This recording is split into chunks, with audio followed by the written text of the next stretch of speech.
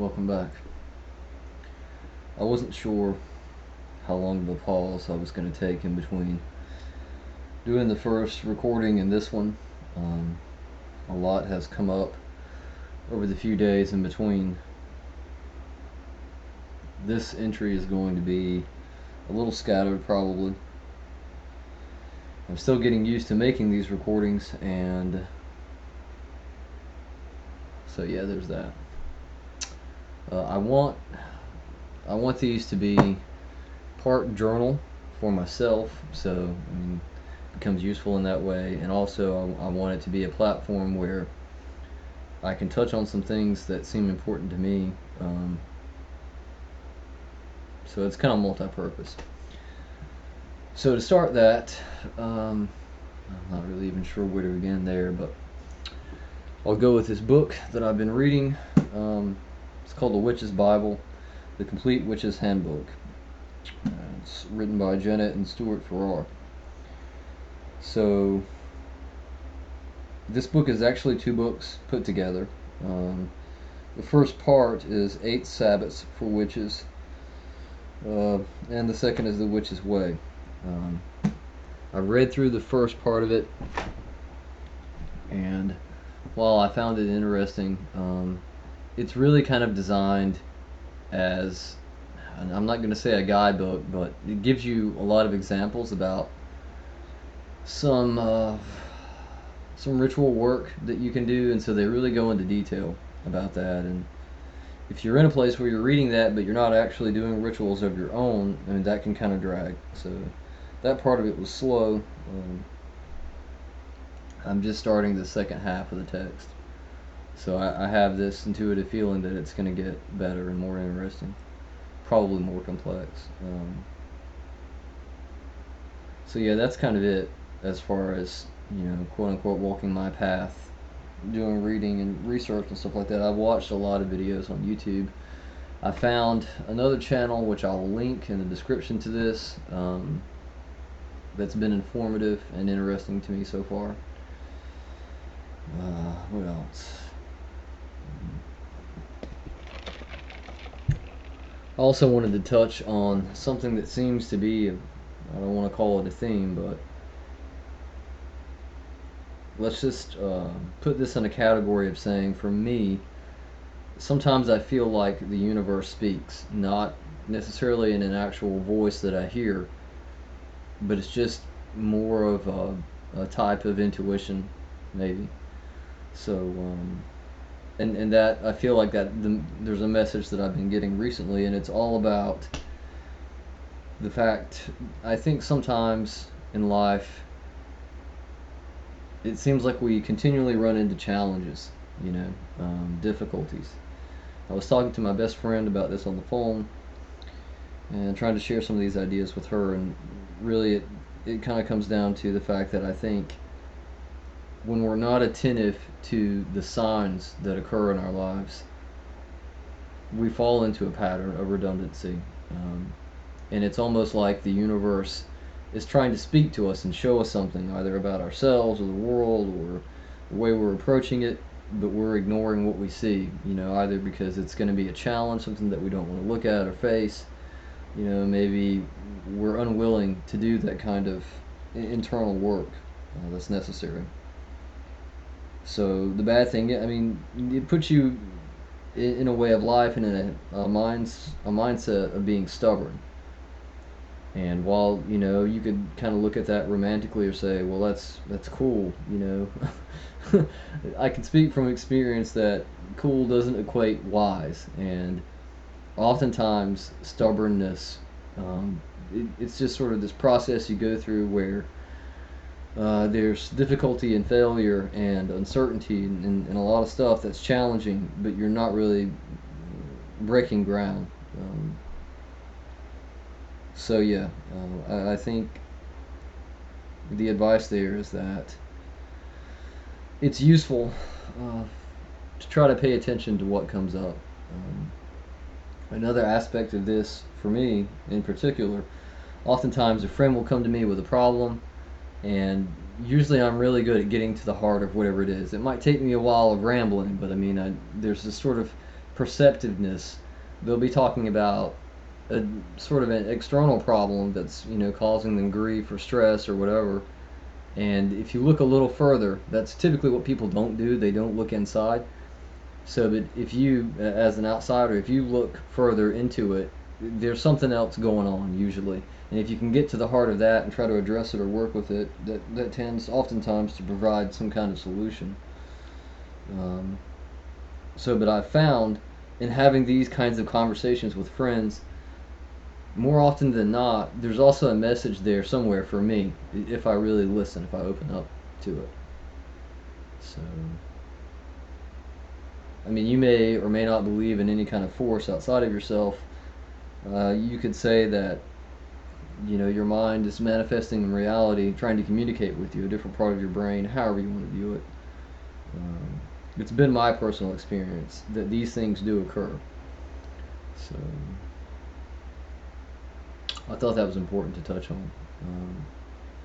One of the videos that I watched today, that new channel I was telling you about that I will link to, this lady is talking about her approach. She's a traditional, she practices traditional Wicca.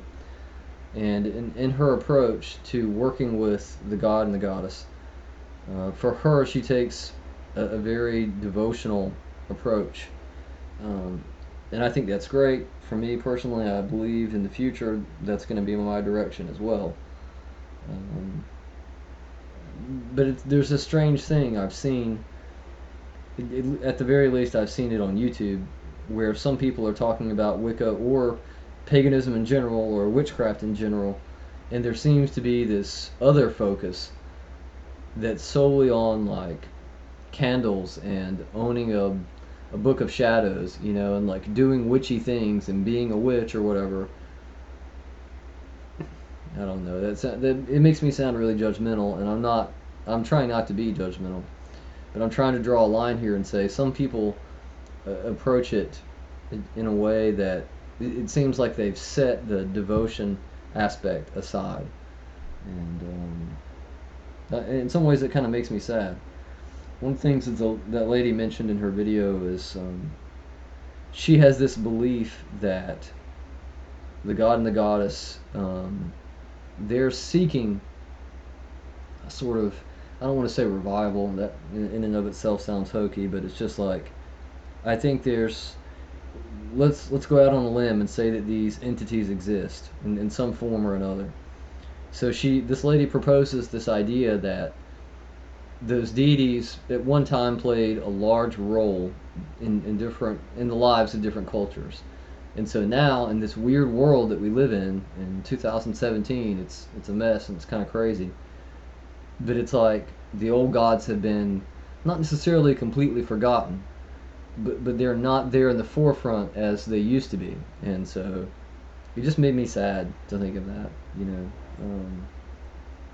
Personally, I haven't plotted out my path yet, so I don't know where I'm going or what it's going to look like. I suspect at the very least it's going to be either some form of eclectic Wicca, or maybe if I'm lucky and I do a lot of work, and further self-development and growth, maybe I'll have some fortune and I'll actually be able to work with a traditional group, a traditional coven. I think that would be ideal. So I was going somewhere with that, but yeah, I'm just kind of saying, like, I think the devotional aspect will be important for me, and that's something that I want to focus on. That connection to these entities and trying to understand that, and incorporate a sense of reverence in my life.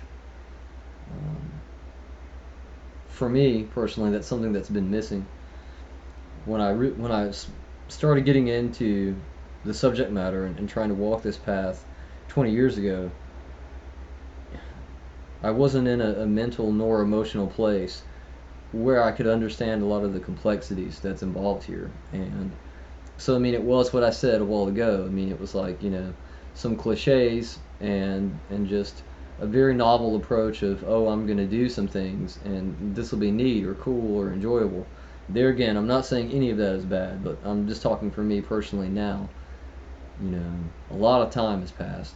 There's been a lot of changes in me and in my life, and I want something different, and I want, for me, something that's going to be meaningful. Um, on that, uh, my experience so far, there's some frustration.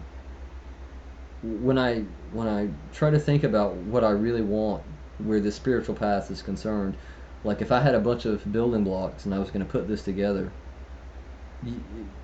in my head, like it's a very old primal thing. Um, you know, definitely I think drumming will play a part in what I do, or for some reason I'm drawn to that. So for me, it's about being in the forest, very likely practicing skyclad, and I really I haven't explored it enough to put it in a finite frame. Um, I don't know. There's an element of, what would be that word?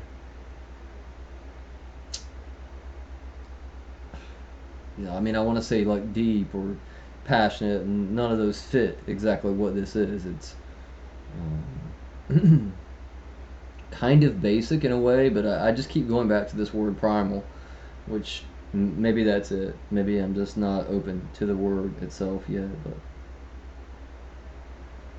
so yeah, like I think what I'm looking for, if you're open to the idea of reincarnation, which for me, I'm still on the fence of, I don't know how I feel about that, but let's go out on another limb and say maybe there's some validity to that. Um, I believe that in a past life that was a part of my life. Some kind of very ancient earth-based primitive interaction between human beings and these entities, um, and it was a spiritual devotional practice, um, not necessarily focused on getting something out of life for me, but just working with him, being guided in that way. So yeah, that was a long ramble. Maybe I just wanted to get that out. I'll go a little further. This is also something that came to me, and it's sort of interrelated to what that lady said in her video about devotion and that separation. It seems to me that now, as I said earlier, in 2017, I almost kind of feel like a lot of us are in this place where there's a disconnect between us and our lives in a way.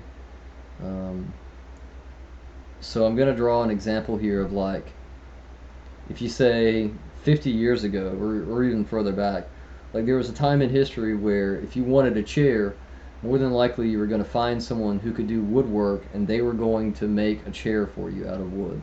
Now, I'm not saying that it's great that they cut down all the trees and, like there's deforestation and all that, and yeah, that's not cool.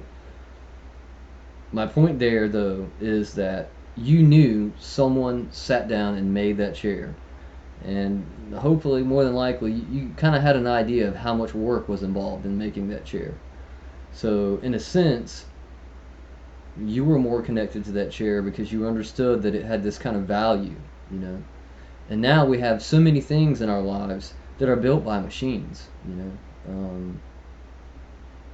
I think that is part of the disconnect. And also, it's obvious that in our communities, in our cities, and depending on where you live, possibly even in your towns, there's a disconnect there with people. There are all these lines drawn of, I'm Christian, or I'm Wiccan, or I'm this, like I'm bi, or I'm straight, or, we have all these boxes for ourselves and the rest of the world, and there's this conflict. And I'm not saying it's all bad, because, I mean, there are some places where there's a view and an appreciation of humanity, and collectedness, trying to help one another. There's still, I think, some light in the world, in places and with certain people. Um,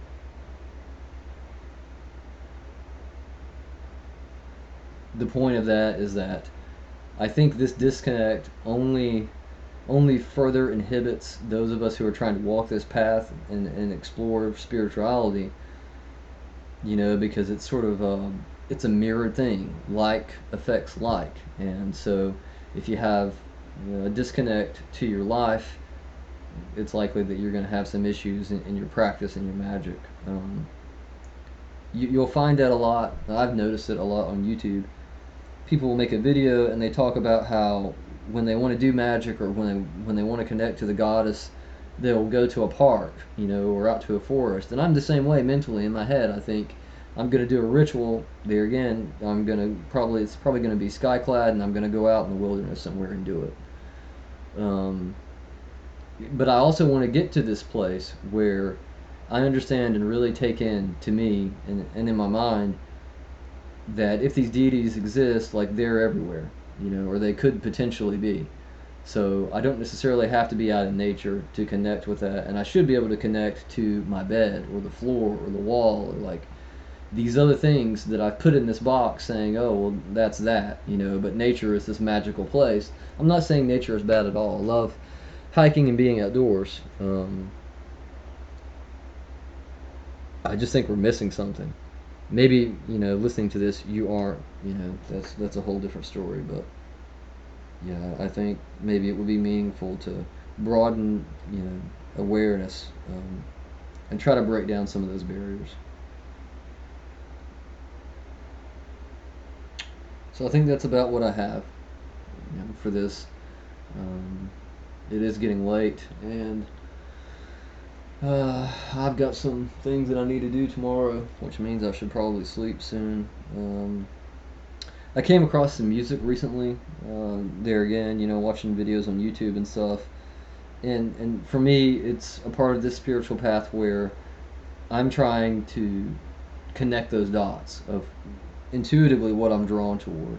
Sometimes music is helpful there, and I found some music that sort of speaks to what I was talking about concerning primal.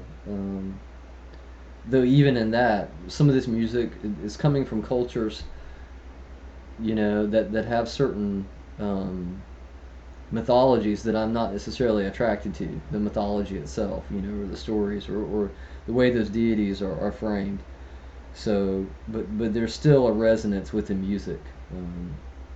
So I may link some of that as well in the description of this. And I'm still there and doing research and searching.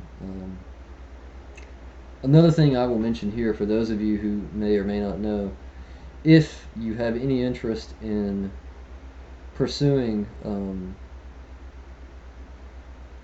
traditional Wicca with the traditional coven, I'm in a Gardnerian group on Facebook that's specifically designed for that purpose. It's for people who are interested, in learning more about that, and possibly seeking a position where they would be an initiate. And so you can go on Facebook and type that in and do a search and find it. It's a closed group, but you can ask, and more than likely they'll let you join.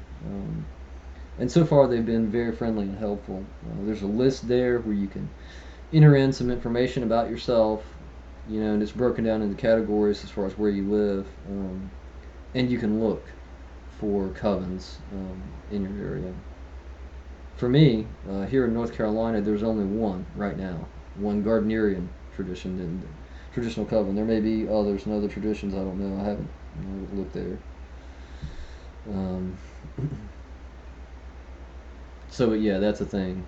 I'm not going to link to it. I mean, you can find that pretty easily. Is there anything else? I had this feeling like there was something else, but I don't know what it is. And like I said, it's getting late. But yeah, I want these recordings to some degree to be partially a journal for me. So not every recording is going to be like, oh, here's this thing that I thought about, and here are some of the elements. And there again, it's like 5 in the morning, so mentally I'm kind of wasted. So that's why this, in my opinion, this video or this recording isn't as put together as the one I did before. But either way, I hope all of you are well, and I don't know when I will post the next recording, but probably in the next few days. Like right now, I don't have a set schedule, and I don't want it to be in a set schedule, because that can kind of take you to this place where you don't want to do the recording because it's this forced redundancy. Um, Years ago, I may link to this. I don't see why not. Last year, actually, I started this process of trying to write a book, and so I did a lot of YouTube videos, a daily thing of doing a YouTube video about this experience of trying to write a book. And while that was enjoyable, it got to a place where doing it every day became very exhausting. So I don't want to do that with making these recordings. So we'll see how frequently they go. Um, Time will tell, but yeah. Take care of yourself, and I will talk to you later.